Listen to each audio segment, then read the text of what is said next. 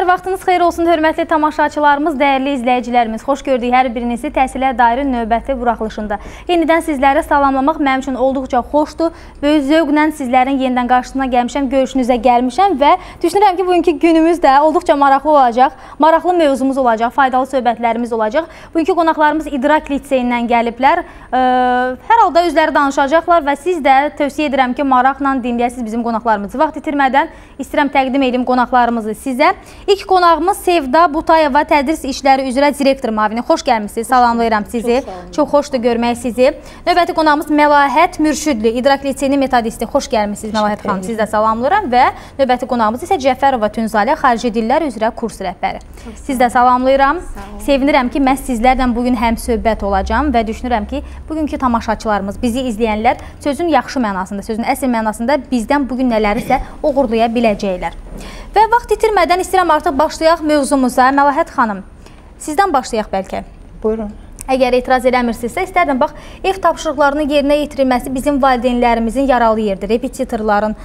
Repetitorların yanına getməsi övladlarımızın, gənclərimizin, az yaşlarımızın, valideynlərimizin yaralı yeridir. Liseyiniz bu sahədə üstünlüyü nədən ibarətdir? İdrak Liseyinin üstünlüyü nədən ibarətdir bu sahədə, bu istiqamətdə? İdrak Liseyinin əsas prinsiplərindən biri repetitorsuz, ev tapşırıqsız təlim prosesi həyata keçirmək və bu istiqamətdə sözsüz ki, müəyyən təcrübə toplanılıb. Sumqayıtda bilirsiniz ki, bizim İdrak Liseyi artıq 6 ildir fəaliyyət göstərir və onun fəaliyyətində həm proqramların tərtibində, həm müəllim seçimində, yəni bu istiqamətdə Azərbaycan təhsilində olan problemlərin bizim liseydə baş verməməsi üçün çox önəmli bir proqram hazırlamışdı ki, bu proqram çərçivəsində biz demək şagirdlərimizin ev tapşırıqsız və repetitorsuz təhsil vermək imkanı yaradırıq və bu imkana da biz malikik.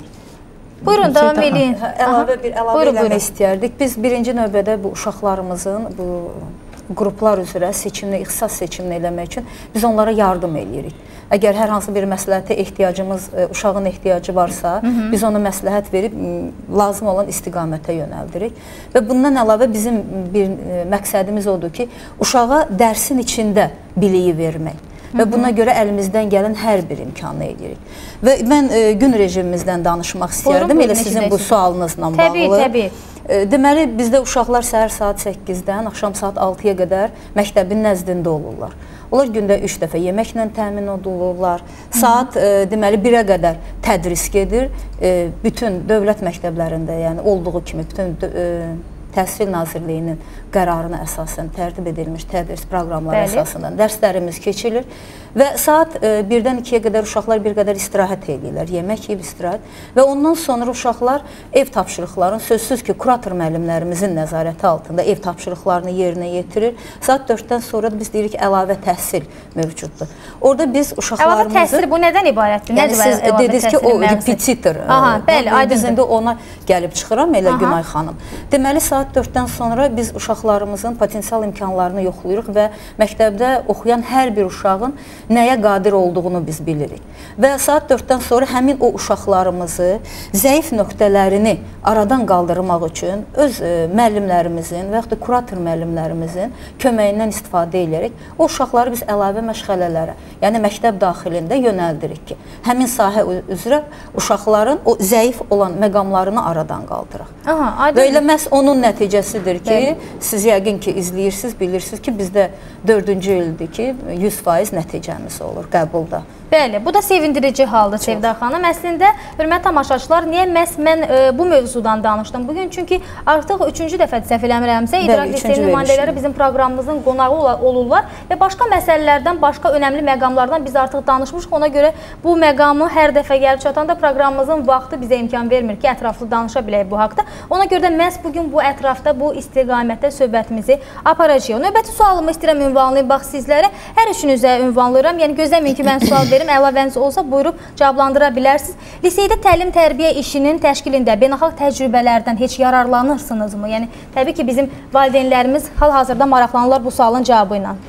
Bilirsiniz, 21-ci yüzilliyin təhsil sistemi çox vacib bir məsələlər ortaya qoyulur. Burada dünya insanının yetişdirməsi məsələsi gündəmdədir və bunu təkcə bir liseyin və yaxud da bir ölkə daxilində olan təcrübədən yararlanmaqla həyata keçirmək olmaz. Ətrafımıza baxsaq biz görərik ki, inkişaf edən təhsil sistemləri var ki, bunların təcrübəsini öyrənmək və öz təhsil sistemimizdə idrak daxilində bunu tətbiq etmək, dediyim kimi, təhsilimizin əsas prinsipləridir. Biz elə yollar, elə təcrübələr, elə metodlar öyrənirik ki, bayaq dediyim o repetitorsuz təhsil və ev tapşırıqsız təhsil. Bu başlıca bizim dediyim kimi məqsədimiz və bu məqsədə nail olaq.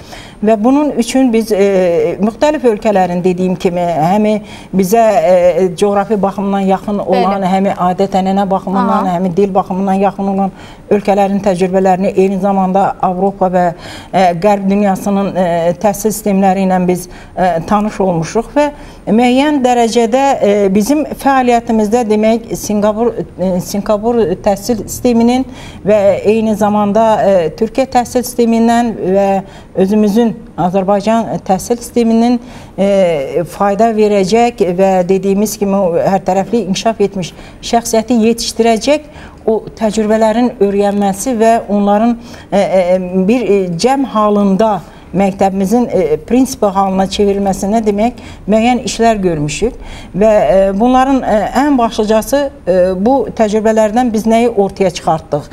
Çevik və rəngarəng şagirdlərimizə təhsil vermək. Əgər təhsil doğrudan da təlim prosesi çevik və rəngarəng olarsa, uşağı cana gətirməzsə, valideyni cana gətirməzsə və uşaqda hər bir dərsin, nəinki dərsin, hətta hər bir mövzunun motivasiya yaratmaq imkanları olmaq baxımından demək, biz çevik və rəngarəng proqramlar və təlim materialları tərtib eləmişik.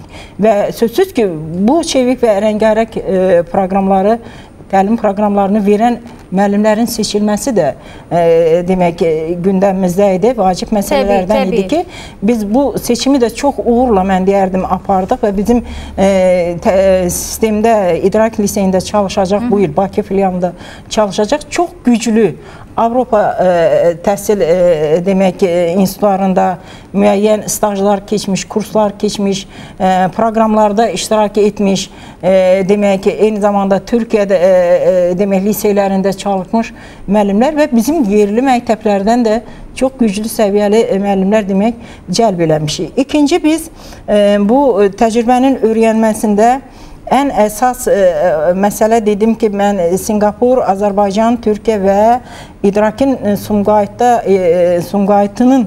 Sumqayıt idrakının daha doğrusu müəyyən illər ərzində topladığı təcrübədən ortaya biz bir sistem yaratmaq niyyətindəyik. Sözsüz ki, bugünlər mən o sistemin nəticələrindən danışa bilmərik, biz danışa bilmərik. Çünki sadəcə 15 sentyabrdan biz bunu həyata keçirməyə başlayacaq. Bu hələ kağız üzərindədir və mən düşünürəm ki, həmin istiqamətdə, həmin prinsiplər əsasında biz demək fəaliyyət göstərsək, bizim demək dediyimiz kimi o dünya insanına hər tərəfli inkişaf etmiş şagirdi yetişdirə biləcək. Burada əsas prinsiplər seçmək, şagirdə seçmək və sahib olmaq. Yəni nəyi seçmək imkanı biz yaradırıq şagirdə? Şagirdə biz fənni seçmək imkanı, ondan sonra əlavə məşğələlərin qrafikini tərtib etmək, hansı dərsdə oturmaq istəyində olduğunu seçmək, hətta asudə vaxtını necə keçirmək seçimini biz veririk ki, bəli, bu şagirdlərimizin demək fəaliyyətləri üçün aldıqları biliyi möhkəmləndirmək üçün çox zəmin yaradan demək metod və formalardır, üsullardır ki, biz bunu həyata keçirmək istəyirik. Tamamilə haqlısınız və çox gözəl izah elədiniz. Təşəkkür edirəm sizə Məlahət xanım. Tünzalə xanımın əlavəsi var, səhv etmirəmsə. Buyurun Tünzalə xanım. Mən də bildirmək istəyirdim ki, Məlahət xanımın fikrinə əlavə olaraq ki, xarici dil şöbəsində çalışacaq müəllimlərimizi biz yığan zaman, yəni seçən zaman ümumiyyətlə beynəlxalq sertifikatlara layiq görülmüş müəllimləri seçmişik və bu müəllimlər təkcə yəni Azərbaycanda deyil, hüdudlarda da öz belə deyək də öz fəaliyyətləri ilə tanınmışlar, sertifikatlara layiq görülmüşlər. əsas bir şey vurğulamaq istəyərdim ki, yəni liseyimizdə bildiyimiz kimi bizdə digər fənlər ingilis dilində də aparılacaq. Yəni biologiya, coğrafiya və s. fənlər. Bu ingilis təmayüllü qruplar olacaq, yoxsa necə? Bəli, ingilis təmayüllü qruplar olacaq. Yəni burada əsas məsələ odur ki, ingilis dilini tədris edən müəllimlər digər fən müəllimləri ilə daim belə deyək də inteqrasiyadadırlar, mübadilədədirlər və bunun da nəticəsində artıq liseyimizdə seminarlar təşkil olunub. Bu seminarların nəticəsində müəllimlər, yəni həm xarici dil fən müəllimləri, xüsusilə ingilis dilini vurğulamaq istəyərdim. Eləcə də digər, yəni fən müəllimləri daim bir-biri ilə mübadilədədir. Bundan başqa bizim liseyimizin, yəni İdrak liseyinin digər Böyük Britaniyanın London House of School, yəni mən adını da çəkmək istəyərdim.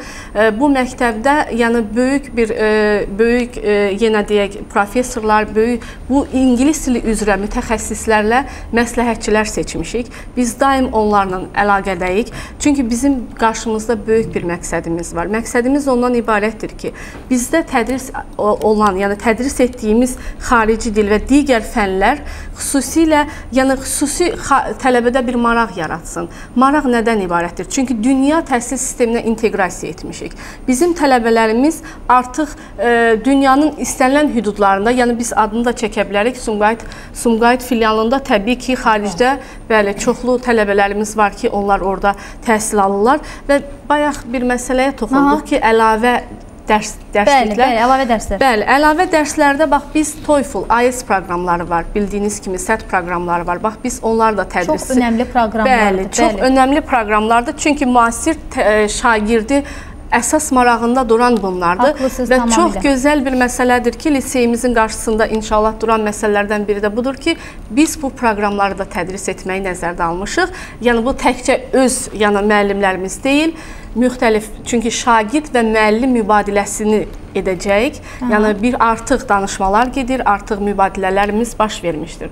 Çox düzgün qeyd elədiniz Tünzalə xanım. Tünzalə xanım, bax bugünkü gündə bizim gənclərimizin ümumiyyətlə xarici dillərə olan marağını istərdim qeyd eləyəsiniz. Nə dərəcədədir bizim gənclərimizin marağı xarici dillərə? Təbii olaraq dediyim kimi vurğulamaq istəyirəm ki, xarici dillərə, xüsusilə mən ingilis dilini nəzərdə tuturam.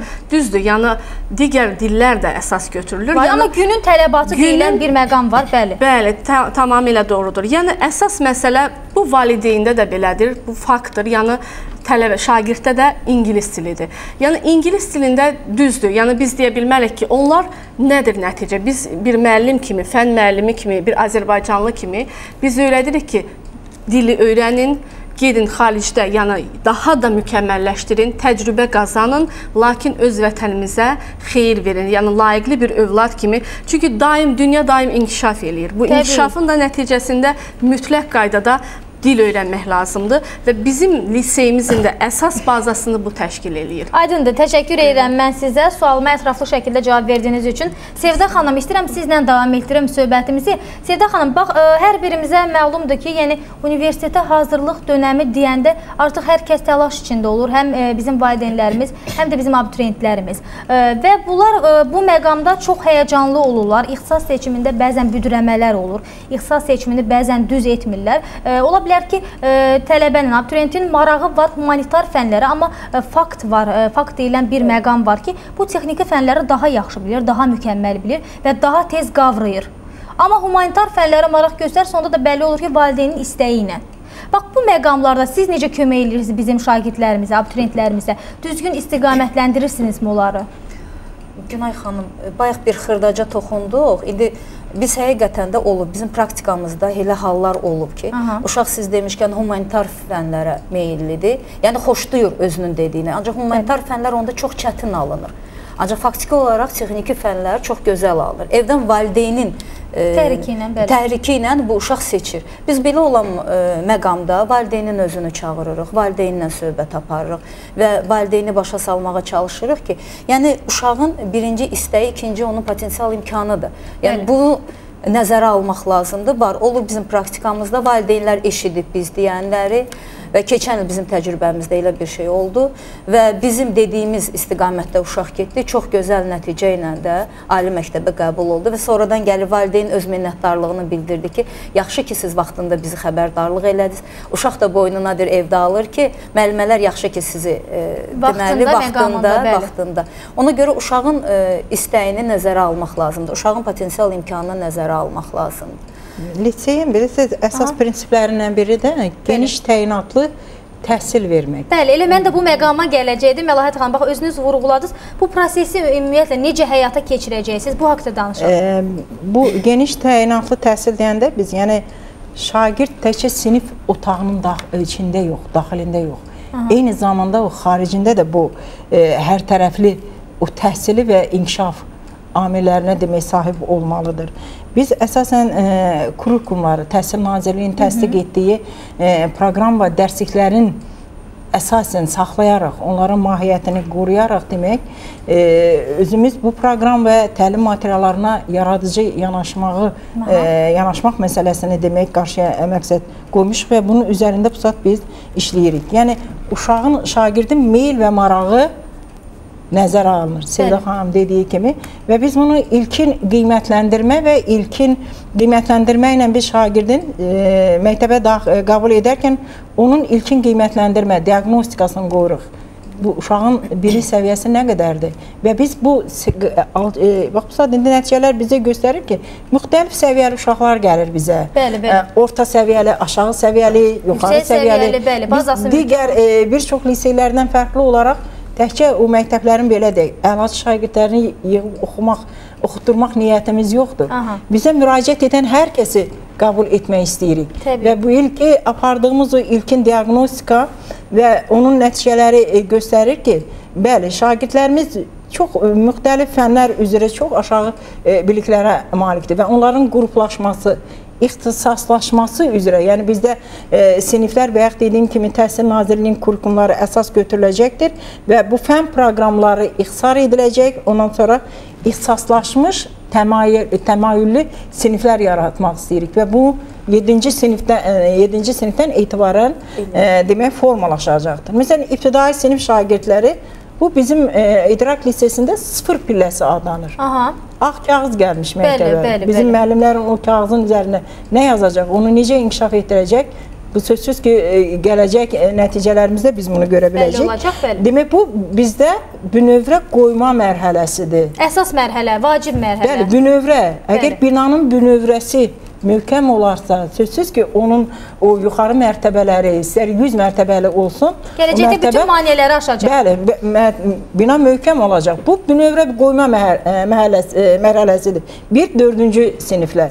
Və burada bu mərhələdə biz təkcə uşaqlara bilik yox, burada 3 fən üzrə biz diqqətimizi cəmləşdiririk.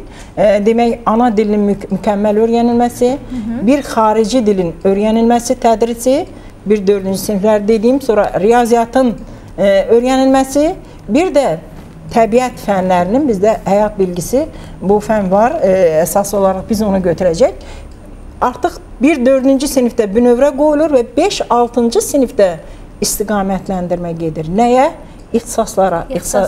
7-ci sinifdə biz artıq ixtisaslaşma mərhələsinə qədəm qoyuruq.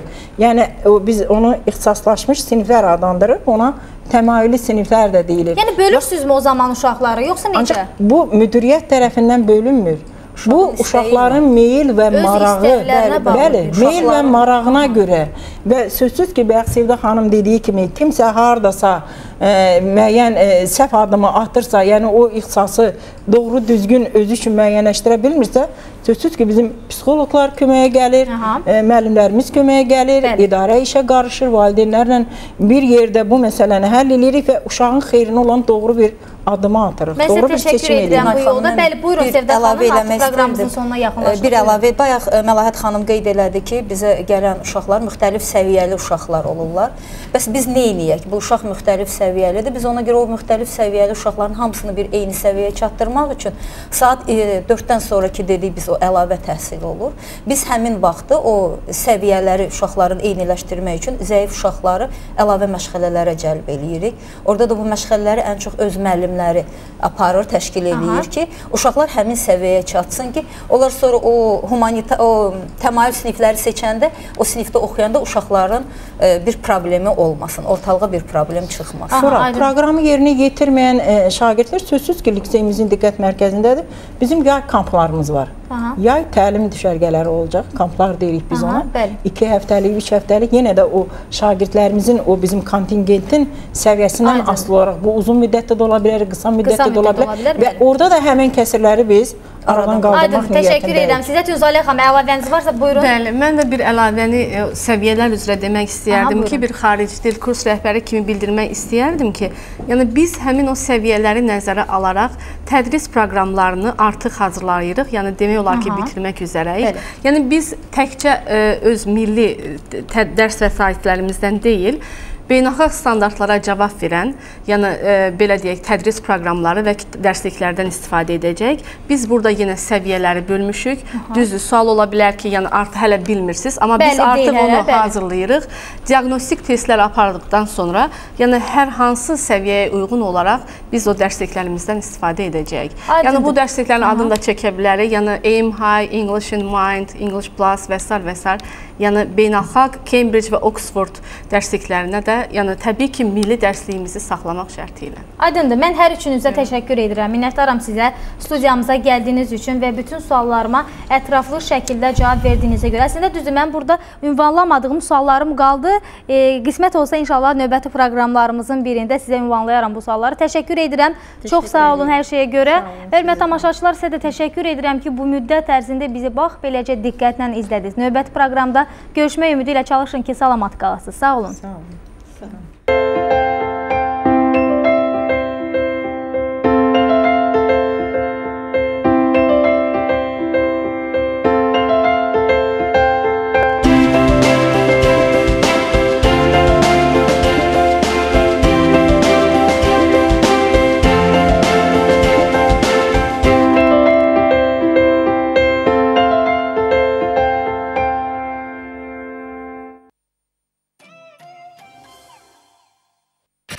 Baş sponsor, sevgi və qayğı, ideal şərait və müasirliyin ünvanı Happy Babies uşaq